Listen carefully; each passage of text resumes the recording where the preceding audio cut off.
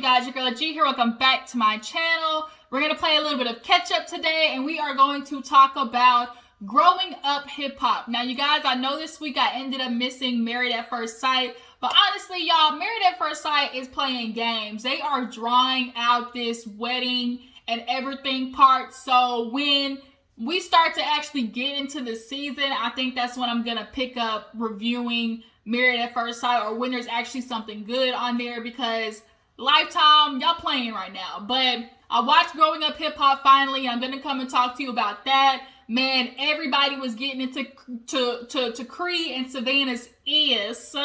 They asses are slow. They are really on some like get back bully type shit. Like, I'm watching them. Really, honestly, Savannah is stirring and Cree is just being her partner in crime and co-signing the bull. And Cree, you was over here talking about, oh, I got 4 businesses, I ain't gonna do nothing. And then literally 2 seconds later, here you are trying to pop off on Sequins, as you like to call her, Sequoia, because she just simply mentioned, like, you don't understand, like, you don't mention somebody else's child. When you have a kid, you will understand. That literally sent Cree through the roof. Like, look, y'all, look, I'm over here, had to light my little incense, because I watched it and it put all that energy in my room. So I said, let me light my little incense real quick. So here I am. Let me try to get my chakras in line and everything in order, because woo. Yes, man. It's the weekend too. So I do my self-care Saturdays or self-care Sundays. Either one, that my day is free. So I be trying to, light my little incense, put all my affirmations in the air. So you guys make sure you do the same things. So you make sure 2022, you get right. Your energy, everything is in order. You get all the things that you hope, wish, and pray for. Okay? And what I pray for is for Savannah to get her life together, y'all. Because this ain't cute. This is not cute at all. Okay? At all. Alright, so let me put this thing out. Because it's getting a little smoky in here. Woo! Getting a little smoky. I don't want to be in here choking while I'm over here doing this episode. So yeah, y'all, let's go ahead and get into Growing Up Hip Hop. Looks like this season's definitely going to be entertaining. So, whew, this is only episode, what? Is this episode 1 or 2? I think this is episode 2, right? Yeah, this is episode 2. But yeah, let's go ahead and get into it, you guys. If you're new to my channel, go ahead and subscribe. Appreciate you for tuning in. Everybody else, drop down in the comments and tell me how you feel about this season so far. Who you rocking with? Did your opinion change with anybody? How you guys feeling about this new little duo between Savannah and Cree? You guys go to Color Me Pink's channel, because she actually did an interview with Cree. I haven't had a chance to watch it, but I'm definitely interested in watching it so I can see what Cree thought of her actions on this episode. I'm sure she's gonna try and justify it and, act like she didn't do nothing wrong. But Cree, I'm sorry, girl. As much as I F with you, I also gotta tell you, bitch, you messed up. Like, this definitely was one of those times that you would definitely allow yourself to get swept over the edge with Savannah. But let's go ahead and break down the episode. So we open up with Tee and Shawn going to the ring store, because these guys are getting married and she wants to get her her wedding band. And so she is over there getting like a $30,000 like wedding band, and it's huge as hell for no reason. She actually has her wedding ring, but she's trying to get the band for the wedding. So they go in, y'all, and the energy is all off, y'all. Between the two of them, you can tell behind the scenes something ain't right. Something in the milk ain't clean, because she's saying stuff and he's just being very like passive aggressive, very stonewall. And stonewalling is kind of like you are withholding emotions, or you're withholding the affirmations that your partner is looking for. You're like, that's what he does. That's what Shawn does. He withholds his emotions from TT, and so you can tell she definitely is always like guessing his place and guessing like her place with him, with him especially. So they're looking at the rings, and she's like, oh, this is beautiful. First of all, girl, that band was hella too big for the ring that you got. Like, it was a pretty ring, but your band was definitely outdoing it. The band was 30 grand. And she's looking at Shawn like, are you looking? You know, you're going to have to pay for it. And Shawn just kind of like, he's like, it's like, blink, Shawn, if you okay. Blink twice. Blink twice. So then the jeweler, he was just laughing, you know, joking to like, you know, you'll just get aluminum, you know. And so they go over to Shawn's band. He was like, I don't want nothing flashy, you know, I just need something I can take off. And TT's like, take off? He was like, yeah, you know.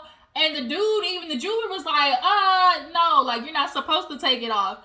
And you could tell Shawn is getting uncomfortable the closer it comes time to the wedding. And it's like, bro, you already proposed, so you like halfway in this commitment, now you're trying to really back out. Like, ladies, pay attention to the energy and body language.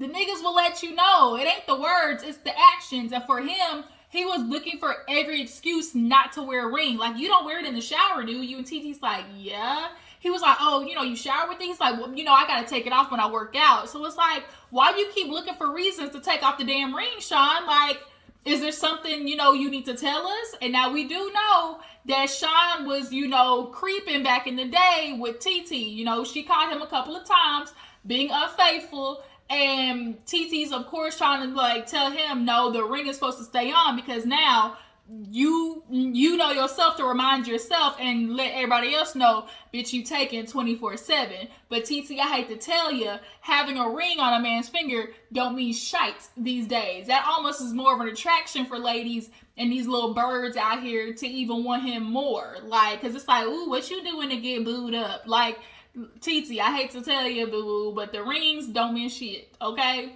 And so he was like saying something, and she's like, do you want me to punch you?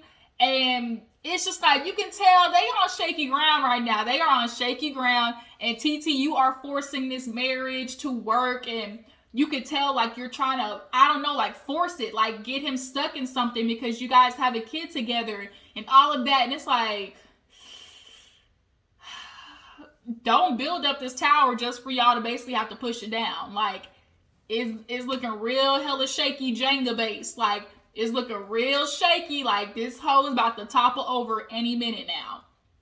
So we move on to this scene with Cree going to see Angela. Cree has built up this relationship with Angela. So she's down in the A, in ATL. You know, she keeps trying to say she wants SJ to have, like, you know, a house to grow up in, you know, school and community, blah, blah, blah. We know how that is too. But also with Angela, she's always like isolating. She never really wants to be around family. And so that, you can tell, gets under Vanessa's skin because Vanessa really wants a close relationship with Angela, but Angela doesn't give her that. And I honestly do think it's out of subconsciously resenting Vanessa for the way that they grew up. People always compared Angela to Vanessa. But I just think Angela likes to keep Vanessa at bay on purpose. Like, there's just something about it. She knows Vanessa vies for her, like, her attention, you know, quality time, and she doesn't give it to her. Like, it's hella weird. But nonetheless, Cree, of course, is checking in on her. She got the chef ready. And they're just talking about her being ATL. And of course, she's like, well, you know, Bao. Of course, Bao always comes up in conversation with Angela. That's never going to happen because Bao doesn't know how to keep his dick in his pants. Okay? So then they get to talking about her with SJ. And she's like, you know, now we just got to find you a man, because she was talking about taking the trash out. And she was like, oh my God, like I'm walking down, like it actually, you know, hit me that, oh my God, like I moved to Atlanta because I had to take the trash out to the end of the road. And she was like, Cree was like, well, we'll find you a man to take your trash out. And she was like, right. Angela's gonna have a hard time finding a man, especially in Atlanta. Like, we all know Atlanta is the mecca of fuckboys. Like, Atlanta is, whoo, it's just a cesspool. It's like, how you supposed to date when a pool when it got pee in it? Like, that's what everybody be saying. Like, the dating pool got pee in it these days. Like, these niggas is trash. They are trash. Let's see. What was I talking about?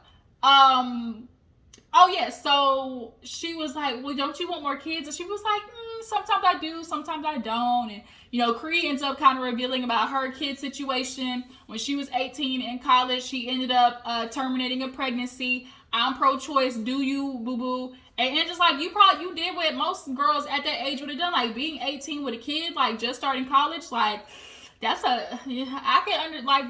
no judgment here. Like I definitely get that. Well, she said a few years later, she got pregnant again, and it was basically a miscarriage. And so Cree always feels like she, kind of came up, through just being vulnerable, saying that she felt like God was punishing her for what she did and, terminating the pregnancy. And Angela's basically just comforted her, saying like, that's not true. You gotta always think positive. There's a lot of women who struggle with fertility and, miraculously it happens. Like, basically just saying like, don't give up on having a baby. You'll definitely be able to experience that, one day. Then Sequoia somehow comes up, like she was saying like her issue with Sequoia, and she didn't like how she was handling things with Denise, and it was like Denise didn't tell anybody she was pregnant. So like for her to keep going for Sequoia in regards to like Denise being pregnant and saying something about like, it was like, wait a minute, Sequoia didn't even know, like nobody knew, like JoJo and Denise didn't say nothing. And in that moment too, like girl, you were definitely vying for an issue with Sequoia. Like Cree, you've been kind of vying for an issue with anybody, so you have a storyline. That's really what it's looking like. Hate to give it to you like that, boo-boo. That's really what it's looking like, especially at the end of this episode.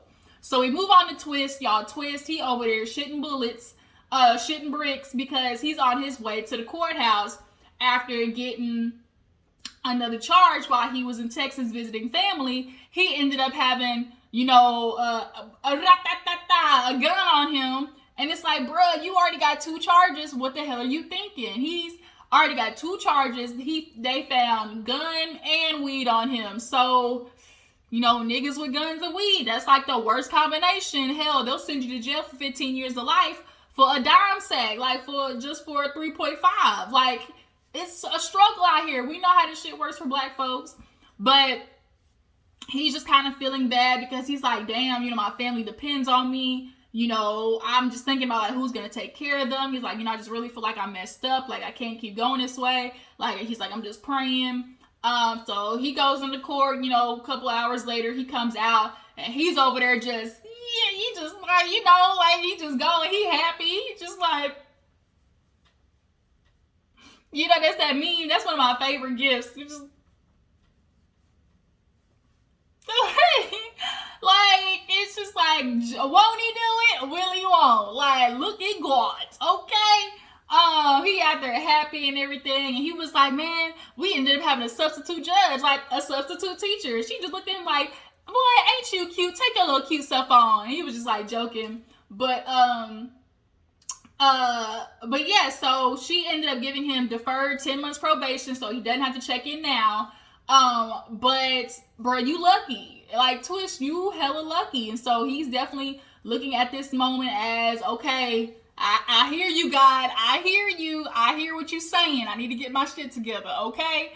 And for the first time, we actually seen Twist's face. Like, he had his glasses off, and I was like, okay, Twist, I'm gonna need you to fix, look, start putting a little bit more oil in your hair because you're starting to get the Lil Wayne twist effect. The Lil Wayne dread effect. We see how Lil Wayne's dreads is looking right now. They on struggle bus right now, Twist, and I don't want you to start looking like that because you starting to head that way, my nigga. But Twist's face is like, oh, he got a cute little baby face. Look at Twist. So speaking of Twist, he was so happy. He was like, whoop, turn up. Let's throw me nigga eyes free now. Get together, gather. We gonna party it up. So Sequoia is in kind of like, I guess, like a studio with her dad and her cousin, who is the son of her cousin Devin, who's the son of Casey from Jodeci. They're just sitting there talking about him going on tour and how it's different without having with a partner there. And so then Sequoia's like, well, I'm going to a party and I kind of feel like I should apologize to Denise, after thinking about it. And, my mom telling me, like, you need to apologize because, like, they're family. Like, that's fam. Like, her mom is, allegedly friends with Faith Evans, so that's Stevie J by proxy with Savannah. Like Sequoia's just in a weird spot because they all, like, her dad is just like in that era of, you know, Tretch and Stevie J and like all of that. So everybody, and you know, Rev Run, so everybody like fucks with everybody. So Sequoia, you a weak link here. And so on one side, she's like, you know, I feel like I definitely should apologize. But then on the other end, she's like, but damn, like Savannah was hella fake because she went around like talking about what I said to her and kind of like going around and carrying a bag of bones. Like Savannah definitely is a bone carrier with no remorse. Like she enjoys the messiness of it all.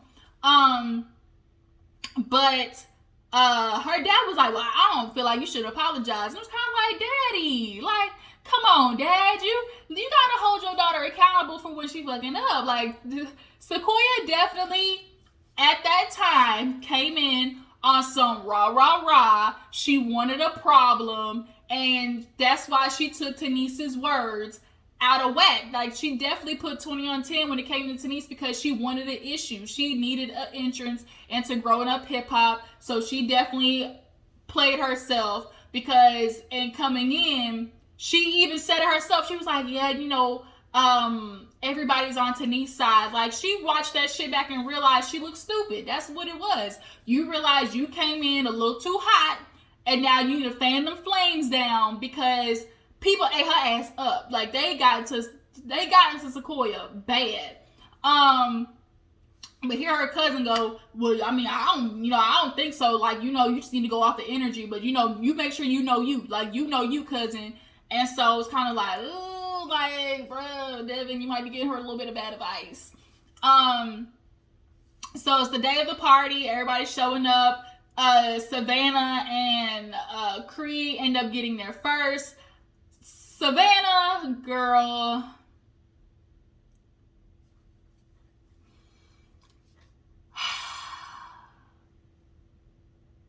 I need somebody to beat Savannah's ass. That's it. That's the statement. That's the statement. Because she's definitely one of those girls who's always going to talk.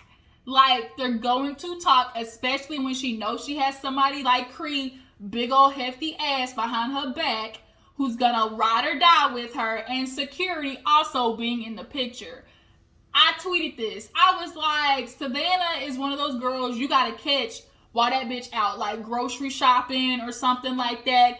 And it's on site when I see you. Like, if you want it, you can get it. Let me know. She definitely is a girl you gotta catch when ain't nobody around her. Like, she gets her, you know, her chest up when she knows she got people around. And you could tell by the party scene. So they end up getting there first. They, you know, helping themselves to the food. Cree, she over there like, oh my God, the flies. And it's kind of like, girl, the door is open, so of course the flies is gonna come in. But JoJo and them come in. He was like, girl, flies, man, shit. Like, we grew up with barbecues. Of course there's gonna be flies everywhere. So they come in. Before Savannah and Cree was talking about, oh, you know, sequins, you know, she was talking all that shit on Twitter, you know, talking about, oh, you look like Chucky doll, bitch, I am Chucky. Like, Savannah just definitely is getting out of hand. Stevie J, this is definitely the time you need to get your daughter in check, and it's time for her to go get some therapy. She needs to get therapized, you know, psychoanalyst, because it's very clear she got some pent up anger, especially when it comes to you. And she just uses everything else as a scapegoat to get out her anger. But JoJo and them show up. Everybody's showing up. You know, Eazy-E, Son, and Aaliyah. Y'all, I really want to like Aaliyah. I really do. Like, I really do want to like Aaliyah. But she low-key was giving, I'm jumping on the bandwagon when it came to Cree and Savannah. And also, why I never seem like she wears stuff that's flattering? Like, she never wears shit that's flattering to her figure. Y'all make too much money for that shit, Alyssa. Like, I know E's in the weed game, and I know he doing pretty good, so it's kind of like, oh, yikes. But everybody's like, man, where's Twist? Where's who? You know, like, where's the man of the hour?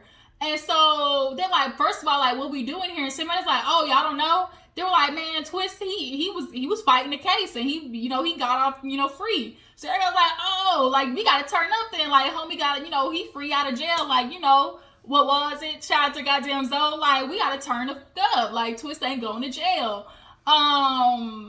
Basically, he got locked up, but they let him out. So everybody's outside waiting. Bree shows up. Bree. Now, girl, I fucks with you too.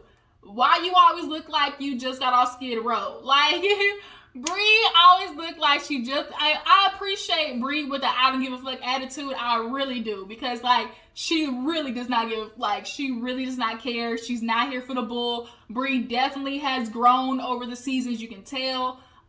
She's not as jump offish. She's not as erratic. She's not as temperamental. But she came in with the art because she's like, look, you know what? I'm dealing with a lot of shit. The only way I know how to do it is put it through art. So that's what your girl's gonna do. So Twist finally shows up. He's like, oh, just being fashionably late, with no shirt on. Everybody had the weed going, of course. Sequoia and Devin show up. So, of course, Savannah's like, ooh, guess who showed up? Okay, with your little crayon red extensions. Like, girl, like, Savannah really pissed me off this episode. So Sequoia and Devin come in, and they're getting introduced to everybody. He's like, oh, that's Brianna, that's so-and-so. I mean, JoJo. I mean, I think y'all kind of got to talk, don't you? And so JoJo was kind of looking at his phone, and he was not really giving her any energy. And so Sequoia's like, yeah, like, bartender, I need a drink. And you can now hear Savannah over there just talking, and I hate people who do the talk out loud, but you clearly are talking about one person. Man, everybody want to come up here with the energy, like, but anybody want to jump with the shits. Like, I don't like bitches like that. Oh, girls who want to talk over Twitter, like she definitely was talking loud enough for everybody to hear. And so you see Cree and Savannah and Alyssa just kind of over there, like, in a pod, giving real, like, Gross Sisters base. Like, it was giving real Gross Sisters bully tea. So Devin is like, man, let's just kill this shit. Like, let me get introduced to everybody. So E walks him over to Savannah, and he's like, how you doing? He's like, it's my wife Alyssa. How you doing? I'm Devin, Casey's son. And so she like, Casey's son, oh, you the one who was talking shit on Twitter. Like, what was all the energy you was coming at me for, bro? Like, she got real. Savannah got hella ratchet and hood. Like, where did this, like, from the streets tone come from? And she talked real crazy at men too, and it's like, girl, niggas these days don't mind knocking bitches out, so you might want to dial it back. But she was like, yeah, you was talking about shit on Twitter, like, what's your beef, bro? He was like, man, I was just, I didn't like the tone you was taking with my cousin, like, it was too much, I was just defending her. Well, you was defending her on Twitter, but what's that shit now? Like, you want to come and talk to me? Like, I don't do that fake shit. And it was like, whoa, like, wait a minute, like, what the fuck? He was like, look, I'm coming to talk to you like a grown man, like, I'm a man, you ain't got to call me no nigga, like, I'm trying to be grown here, I'm apologizing, like, she's like, well, you don't know me. Well, you don't know me now, nigga, so what's with the like, so it was kind of like, whoa, girl, you up here, I'm gonna need you to bring it down, bitch. And so she was like, he was like, yeah, I don't know you, so that's what I'm just trying to get to know you. You don't need to get to know me. And so he was like, you know what? And even Cree was over there. Well, I mean, you want to defend your friend, like, defend your cousin, you can do that, but not in person or something like that. And I was like, well, Cree, now you sitting here doing the same shit that you're telling him not to do, because here you are popping in on Savannah's half. Ain't nobody even talking to you, Cree.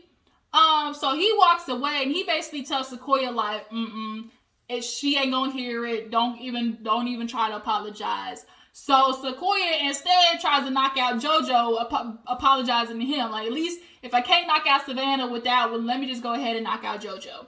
So she, E pulls JoJo over, and she's like, look, I just want to apologize, after thinking about it, seeing how I was acting, I can realize that, I kind of was coming at Denise sideways. I took what she said, about my mother, wrong. And so he was like, look, that's my wife, so I'm gonna have my wife's back, and I just didn't appreciate how you was coming for her.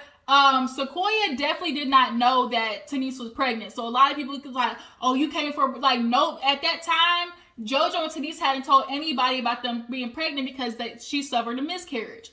So a lot of people need to get that, thought about Sequoia coming for a pregnant woman out of there. But she was just like, yeah, I could feel like I feel like I was probably wrong. I know I was probably wrong, bitch. You were wrong, period. So they kind of end up, knocking that out.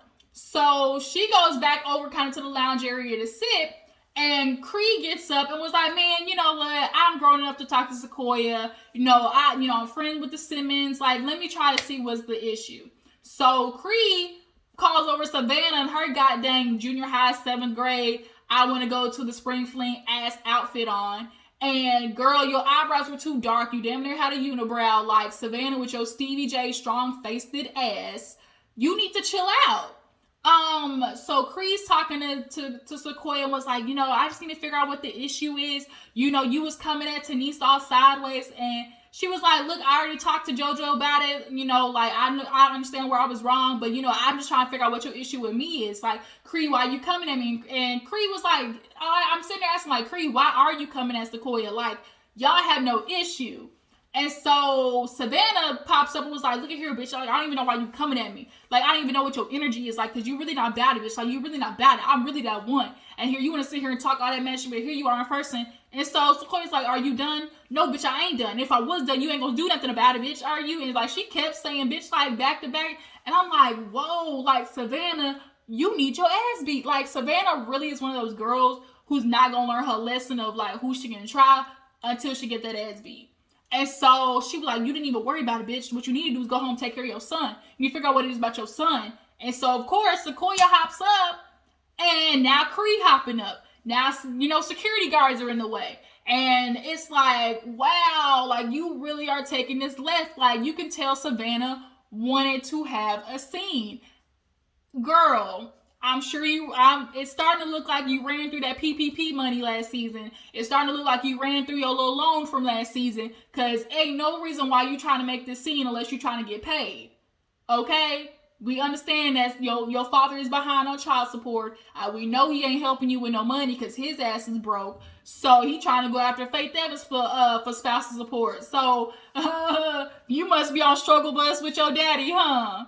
Because, girl, the way she was acting was out of line. So now Cree is trying to talk to Sequoia. She's like, man, get out the way, get out the way. Like, I don't need no security. Like, I got 4 businesses. Like, I ain't ready to fight this girl. So she comes up to Sequoia and was like, look, you can't get mad at her for bringing up your son because you the one who brought up your son in the first place for a storyline. It was kind of like, what? What is, That don't even make no sense. Like, when she was talking about what her son last season has nothing to do with this argument right now, and Savannah bringing up her son, like, they have nothing in connection. So she was like, you brought up your son last season, you brought up your son for a storyline, so you can't get mad. It was like, she didn't bring up her son for a storyline. She brought up Angela and her baby father for a storyline, 2 totally different things. Like, she was like, I did bring up that Angela. And it was like, Sequoia, you were coming with the rah as far as Angela sleeping with your baby daddy. Like, at least admit that. But in this instance, like, Cree, you honestly reaching. Like, bitch, you was reaching. So she was like, so Sequoia was like, Cree, you don't get it. When you have a kid, you understand you don't want nobody to bring up your child. So until you have a kid, and so that sets Cree off. You don't need to talk about having no motherfucking kid. And so now security's pulling Cree back. Savannah, her little, scary ass, she came and snuck Sequoia. And that's how you know Savannah really ain't about it, because she snuck Sequoia. So now they fighting, they start to tussle, and make it over there by Bree's art. And Bree don't play about her motherfucking art, y'all. She don't play about her art. Bree got up, man, what the fuck is this? This is what we really doing? She looked at the camera, you better get that camera in my face. She said, y'all done messed up my art. And Bree's like, look, art is valuable. It's irreplaceable, okay? So she threw her shit in the pool.